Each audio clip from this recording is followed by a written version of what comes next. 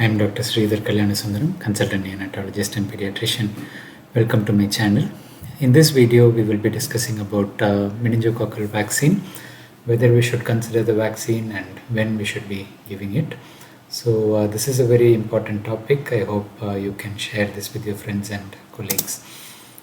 Meningococcal disease is very rare, but it's a very serious condition. Vaccination has helped to improve the health in many conditions, reduced or prevented as well. So meningitis is one of them. And in this presentation, we will review a brief outline of meningococcal meningitis. We will look at the vaccination options that are available for this condition, and we will also look at how the relevance of the vaccine in the UAE or Middle East sector, as well as in India and other areas, whether to give and when we should give the vaccine. As we all know, meningococcus or Neisseria meningitidis, it's a diplococcal bacteria surrounded by a polysaccharide capsule. The polysaccharide structure determines the pathogen serogroup, and there are 6 of 12 known serogroups which account for majority. That's A, B, C, X, Y, and W. So this is the polysaccharide capsule and the diplococcus. The carriage in the nasopharynx is typical, and there is a very high carrier rate in adolescents and young adults, so it reaches up to 25% in some populations, and this is the time that they are most at risk. If you're not already exposed to it, you don't have the immunity, and when you start carrying it, a viral infection overlapping might cause the meningococcus to enter into your meninges or the bloodstream, and then you may have an acutely progressive illness. Initially, it starts with non-specific features like a common cold, but then you may have drowsiness, shock, and bleeding manifestations, petechiae, and thromboembolic manifestation. The thromboembolic presentation causes blockage of vessels, which may threaten the limb, and amputations are often needed as well. The entire course from the onset to death can happen even within 24 hours, and many times if this takes 6 to 12 hours to present to you, you just have about 6 hours to save their life, and you need to be really alert to the possibility and pick it up. So the carriage rates are low during infancy, and they peak at 19 years of age. As I discussed, the early adolescence, when the children start living together in universities and dormitories and similar settings, or when they are very close with each other, the carriage rate goes up dramatically, and then it slows down and drops. Up to 10% of adolescents and adults are asymptomatic and transient carriers. The serogroup distribution varies geographically, and it changes in the same area from time to time as well. So the one in orange is a serogroup A, which is very predominant in the African meningitis belt, and in India as well, serogroup A is not uncommon. We have the unknown serogroups in India, which is quite predominant because of the lab support not being good in many places. The meningococcal C and the meningococcal B are both prominent diseases in certain countries, especially those with Caucasian populations. So MEN-B is almost typically associated with Caucasian areas, Europe, Canada, USA, Australia, and to some extent in Japan as well as Argentina. Meningococcal C is in a similar belt except South America. In Brazil, it's quite dominant as well. So you can see in the Middle East, for example, in Saudi Arabia, and it's W epidemics that happened. There was epidemics of the type A as well, and there is hardly any type B in these areas. The meningococcal disease happens quite dominantly in 2 spurts. So if you see the percentage of the disease in that population, the early infancy is a high risk group, and if you look at adolescents, it's a high group, and by 25 to 64 years is the highest number, but by the population rate, the infancy is the highest risk group. So to clarify it again, though the actual number of patients is high in this age group, the incidence in that age group for a single point, I mean, this is a big range of years, but this is just 1 year we are talking of when the incidence rate is very high. So infants are the highest risk group. There is no doubt vaccination is very important, as it's an acute life and limb threatening condition with a very high mortality rate, and despite excellent intensive care facility and support, the disease is still killing rapidly, as it is mainly difficult to diagnose in a prompt and timely fashion, and it progresses very rapidly. The difficulty in decision making arises from relatively low incidence in most countries. So people may think it's not a big problem. Why should I vaccinate against it? So the incidence in most countries ranges from 0.5 to 2 per 100,000 population. And most of the other diseases we vaccinate are much more common than that. There is also difficulty in proving vaccine efficacy in terms of reducing infection when your background rate itself is not very high. For example, now we have the COVID vaccine, and because the incidence is so high during the pandemic setting, it's very easy to prove its efficacy. But in a meningococcal disease where most of us have not seen even a single patient in a few years' time, it's very difficult to see a reduction that you can notice. The strain variation and the need for different vaccination schedule in different regions and constant surveillance is also needed to guide such decisions. So the WHO and other bodies play an important role in guiding you.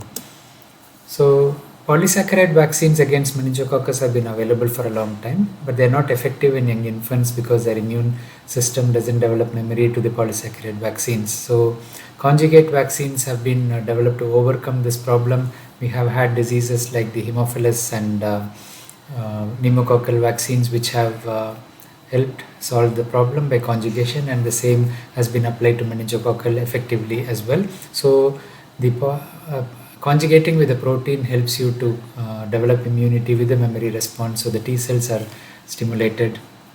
The vaccine is effective from early infancy. Different vaccines are available depending on the serogroups covered and also the protein used to conjugate. It can be DT, CRM197 or TT proteins. So we have had these conjugate vaccines since the early 2000s. So the polysaccharide vaccine is more effective during epidemics when you vaccinate a number of patients at the same time, and the herd immunity effect is only coming from the conjugate vaccines. So the meningitis B vaccine, as I said, meningitis B is limited. Meningococcal B is limited to Europe, US, Canada, and some other parts, and it's a serious and fulminant disease as well in young infants. In the past 5 to 6 years, many countries have introduced meningitis B vaccines, especially those where the risk of meningitis B is high. So Africa, India, and Middle East do not have generally the meningitis B in their risk profile. There is no connection at all between the ACWY vaccines and the MenB vaccines, because the MenB vaccine is based on the protein specific to the meningitis B. The polysaccharide is not involved. There are two main vaccines, the Bexsero and the Trumenba. Bexsero is recombinant Neisseria meningitidis group B, the factor H binding antigen fusion protein, and we have the recombinant Neisseria meningitis group B, again factor H binding protein fusion protein as well. So there are 2 doses at 2-month intervals and a booster after 12 to 15 months. There should be at least 6 months after the second dose, and it can be used from 2 months of age. Bexsero is made by GSK, and Trumenba is other anti-meningococcal B vaccine, but it's only licensed for 10 to 25 years of age, so it can't be used in infants, and it also uses the factor H binding protein antigen. It's made by Wyeth Pharmaceuticals in US, and it also needs a 2-dose regime at 0 and 6 months. However, if the second dose is given quicker than under 6 months, you need to give a 3rd dose. The meningitis conjugate vaccines, the meningococcal conjugate vaccines are the main ones, and the ACWY strains are usually combined, though you have the standalone MenC and MenA vaccines as well. So a conjugate vaccine is a type of vaccine that's created by joining an antigen to a protein molecule. So the antigen is usually a polysaccharide antigen because it's not very immunogenic. The conjugate vaccines using the diphtheria toxoid, tetanus toxoid or CRM197 are used, as I mentioned earlier.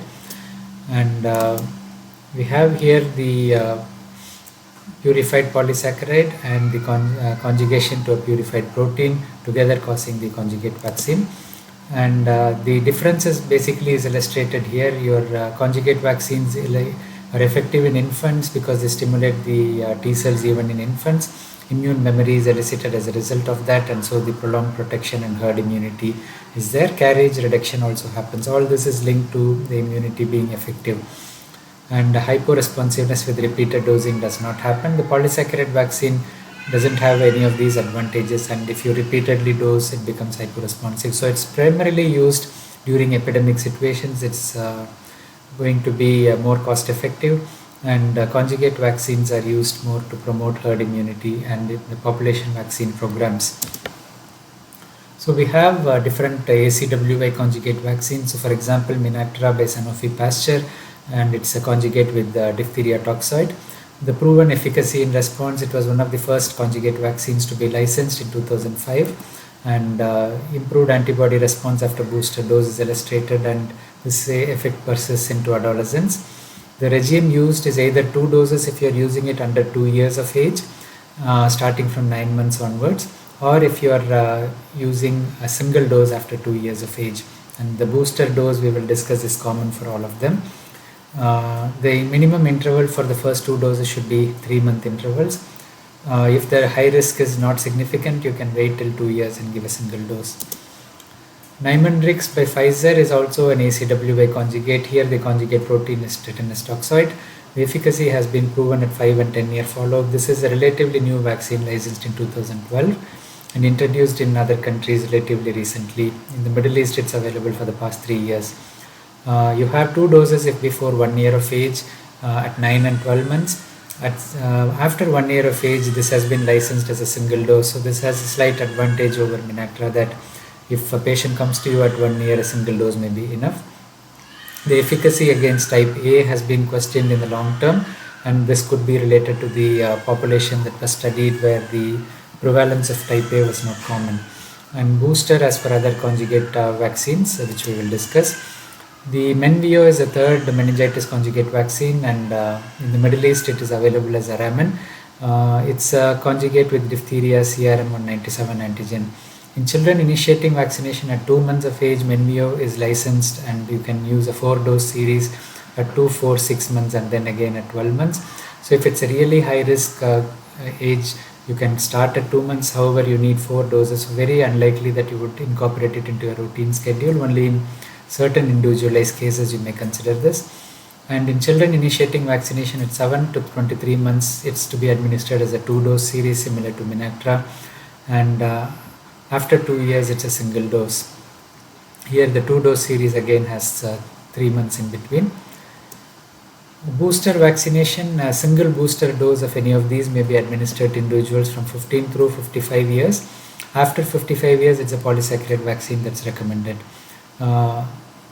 If at least 4 years have elapsed since a previous dose and they are at a higher risk due to whatever reason, so it applies to students about to start university if they had the previous dose more than 4 years ago, or healthcare professionals who are at renewed risk, and for travelers to endemic areas like for the Hajj, Umrah to Saudi Arabia. So we also have standalone conjugate vaccines. Meningitis C vaccine was used in UK till 2015, but now they have moved away from MenC because the disease rate has dropped significantly, and they have also started the ACWY conjugate vaccine in adolescents and high-risk children. The meningitis A conjugate vaccine, the MenAfriVac, is used in many African countries in sub-Saharan Africa, which is the main meningitis belt, and that's where most of the epidemics of meningitis happen. And this has profoundly reduced the incidence of such outbursts or epidemics.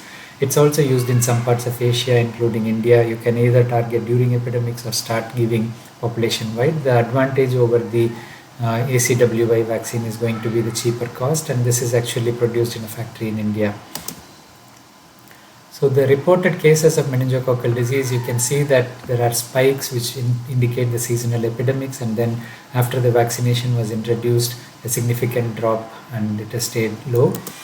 The WHO recommends that countries with more than 10 cases per 100,000 population and 2 to 10 cases per 100,000 could consider large-scale vaccination programs. As I said, most countries have 0.5 to 2 cases.